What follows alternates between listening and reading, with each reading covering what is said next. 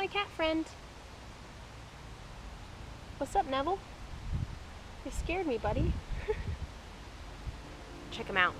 This is my cat friend.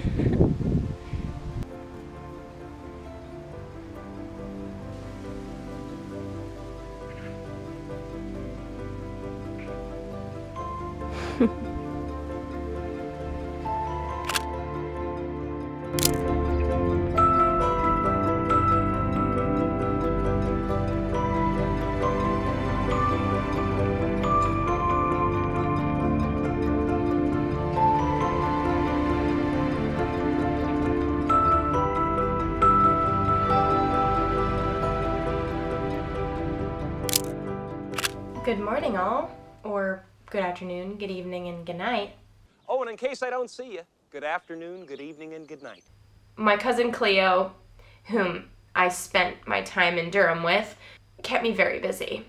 I definitely overpacked some gear, but when I say I've overpacked, I'm a Virgo, okay? I'm the mom friend. I'm the parent friend of the group. I have to have everything I could possibly need, and then I always manage to forget one or two things. But so far, I haven't come to notice that I've been missing anything other than laundry detergent, which I can purchase a small amount somewhere. That's easy. Or I can just buy some when I go to laundromats, which is not a big deal. And when it comes to like clothes, and so far it's been very warm wherever I've gone. A lot of people have been making the joke that me, a Californian, has brought this warm weather to the UK with me, which I won't deny. I already love Edinburgh.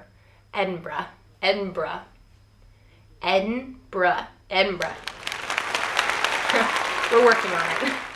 It turns out London was not my favorite place. It reminded me way too much of American cities, specifically San Francisco, as you may have heard in my last video. Maybe also New York. It was just loud, condensed, stinky, and bustling, and that's not really my vibe. But I did really like Broccoli. And to be fair, Broccoli was like more of a residential, quieter area that was just out of the second ring of the city itself. So that was really nice. Getting to stay with my cousin Bay was... I went on a walk in Broccoli and filmed the scenery a little bit here and there, and it was so beautiful and atmospheric, I had to show you.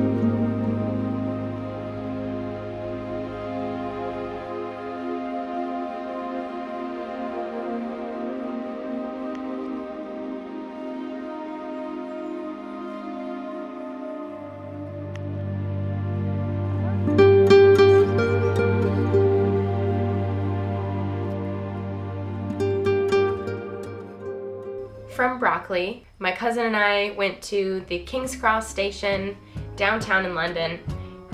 We kind of just made it to my train. We had like 2 minutes to spare, maybe, which I wouldn't expect two Virgos to do. Anyway, it was a little last minute, but I made it on my train, and I was so tired with all of my heavy gear. I just kind of flopped down on a first class seat and didn't realize it was first class until after I had gotten settled and comfortable in my chair. And I was a little concerned that somebody would say something about it because my ticket was definitely just a second class citizen ticket. But when the lovely scanner train man came by and scanned my ticket, he didn't say anything about it. He kind of just looked at it for a moment and was like, all right, you're good, and then kept going. I was like, yes. Arriving in Durham, I had some help from Cleo carrying my bags to her house.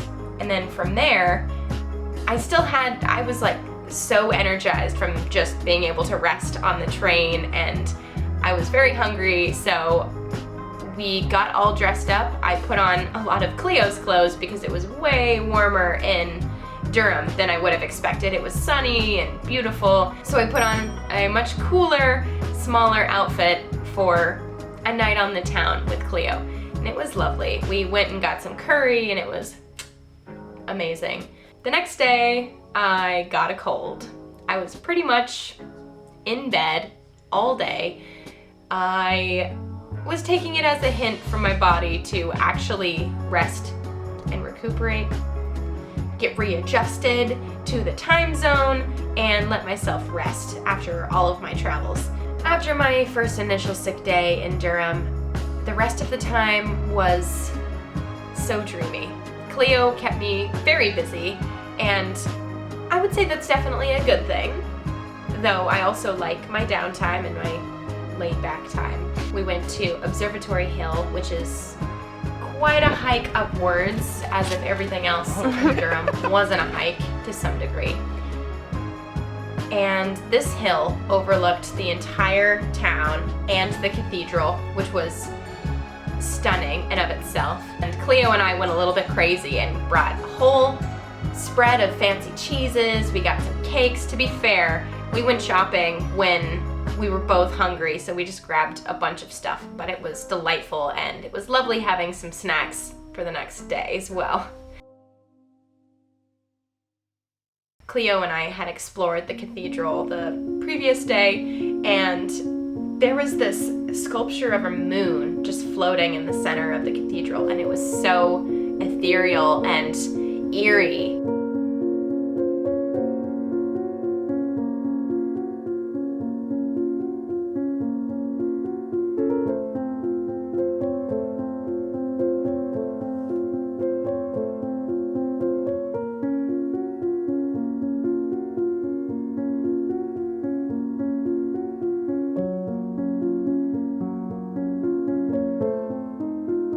Another day in Durham was Cleo's friend's birthday celebration. It was out on this field that they call the race course, but there's no racing out there really, probably track or something. Everybody there was on one of the university frisbee teams, which is apparently a very big thing in the UK, is playing frisbee. I am not that great at it. I wasn't ever a huge frisbee player, but after some practicing, I warmed up pretty quickly and finally figured out how to throw this dang thing. We ended up playing frisbee for like at least 2 hours. It was definitely like we just kept going until it got dark, but the sun eventually set. It was very cloudy that day, so we had a gorgeous sunset, and there was a big rainbow spanning behind us as well. The whole thing felt incredibly British and also very wholesome. It was a lovely time.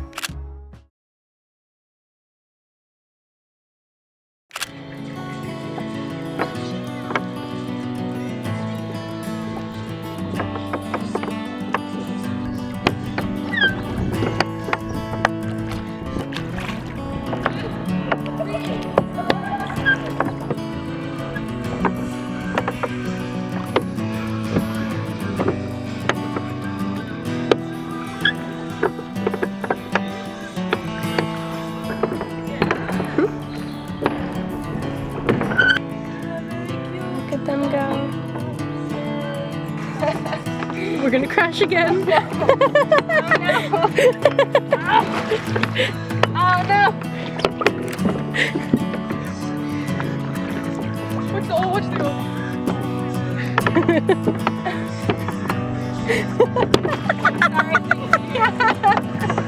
I'll go win a life vest. That's so cute. Look at him keeping a good eye on his ball. What a good boy.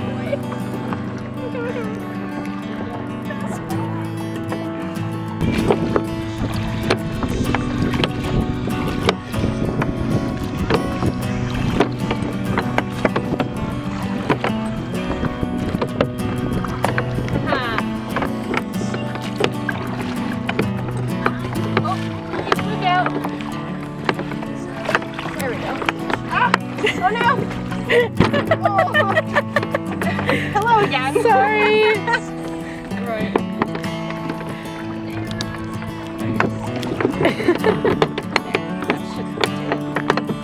We did it. We finally hit somebody.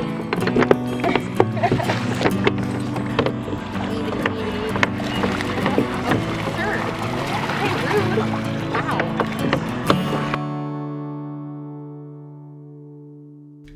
The shoes that I got for this trip, though they were advertised to have everything that I could possibly need for hiking and city walking, etc., etc., I started to get blisters on my toes, and the arch and like the insoles that were installed in the shoes started to bunch up on the inside almost as soon as I got to Durham, just because that town is a bowl, and everywhere you go, you're either going up or down a hill. So that was not only uncomfortable, but it was having a very immense impact in my hips, my knees, my joints in general. I felt so sore, and I didn't, of course, going up and down hills, like, I'm gonna be feeling that in my legs, I get it, but how I was feeling it was very intense, and it was so uncomfortable, and it was sort of inhibiting me wanting to go out and do more things. Does that mean I didn't do things though? No. So my last day in Durham, I went on a long walk with one of Cleo's friends, and that was a lovely time. At the time, I still had my old shoes on, so my feet were kind of achy-breaky, and my legs and hips and everything in general, so we would just like take breaks as we went along. And thank goodness I eventually got new shoes, because now I can actually walk without being in pain.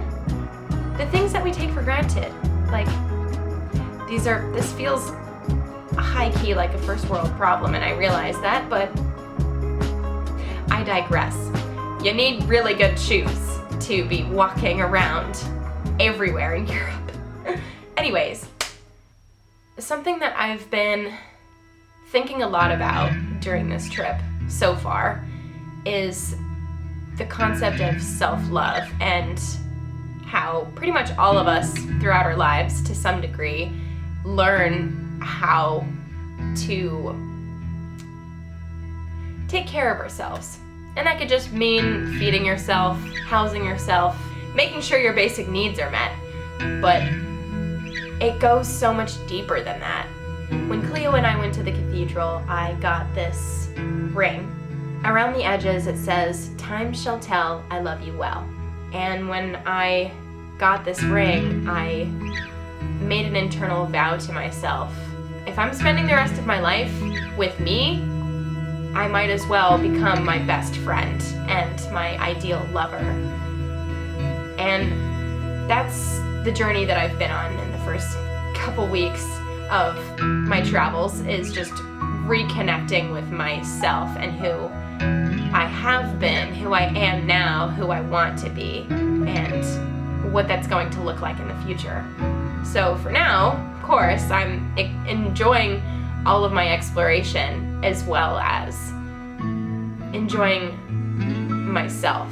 A lot of other things. There's so many layers to self-love. It's not even just taking yourself out on a nice dinner or treating yourself, you know, that's like the bare minimum level of self-love. Actually recognizing the version of yourself that may not be the ideal version is still worthy of love. And over the past couple years, I've been reconnecting with my inner child and doing a lot of inner child work and just doing things that I know little me would be really proud of and really excited about, and just letting myself be full of joy and bliss and childlike wonder. And it's honestly a goal of mine to look at the world as if I am looking through a child's eyes. What better way to experience something new? I know that I have a lot of things I could be very grateful for, and I am very grateful for, like my family and my friends and my body, and the fact that I can walk and talk and move and see clearly and hear clearly, and all of these small things that a lot of people take for granted in their lives.